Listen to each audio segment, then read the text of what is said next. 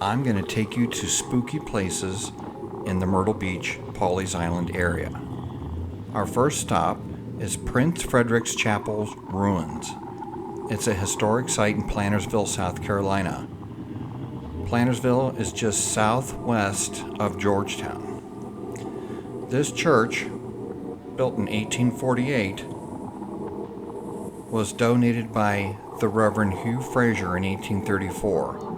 Most of the parishioners were wealthy rice planters along the PD River.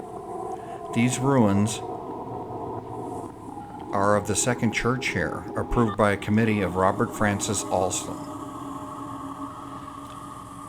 The church was built in 1859, but interrupted by the Civil War. The Gothic Revival Church, designed by Louis Barbeau, was completed in 1876 with a gift of $1,700 by John Earl Alston. With the decline of rice planting, the church gradually fell into disrepair and was eventually deemed unsafe. It was demolished in 1966, leaving only the front wall and tower. If you visit Prince Frederick Chapel, know that a chain-link fence topped with barbed wire surrounds the property for your safety and to also preserve the ruins.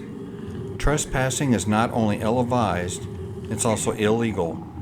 However, viewing the ruins of the church from outside the fence is perfectly acceptable, but you have to go at night. It's spookier. Our next stop is Georgetown Lighthouse on North Island in South Carolina off the coast of Georgetown. It's a historical but fully functioning lighthouse that has its share of legends. Those who have visited the 80-foot tall lighthouse claim to hear footsteps going up and down its 124 steps, while others have seen apparitions of a young girl. Sailors have also seen the apparition on the decks of their ships. It's said to have been warning them of looming severe weather conditions.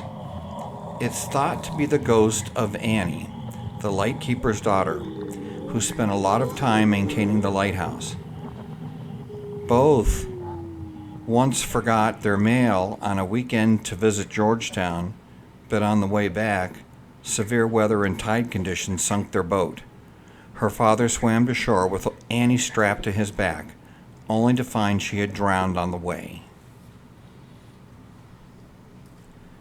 All Saints Church Cemetery in Pawleys Island has a grave that's marked as the final resting place of Alice Flagg. As one of South Carolina's most famous ghost stories, Alice Flagg's account dates back to the 1800s. It's a tragic love tale where the young woman died of heartbreak after her brother disapproved of her relationship with a young man of lower social stature.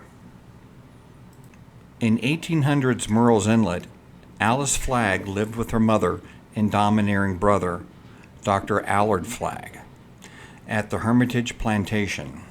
Alice fell in love with someone her brother did not approve of. The man proposed to Alice and gave her a ring, which she wore around her neck on a ribbon to avoid her brother's suspicion. Although he was unaware of his sister's engagement, Dr. Flagg made Alice attend school in Charleston in hopes she would forget about the young man. It was in Charleston that Alice succumbed to what many believe now was malaria. She was brought back home to the family home in Murrells Inlet. While examining her, Dr. Flagg found the ring around her neck and threw it into the marsh. Alice died a few days later, but she did not go peacefully.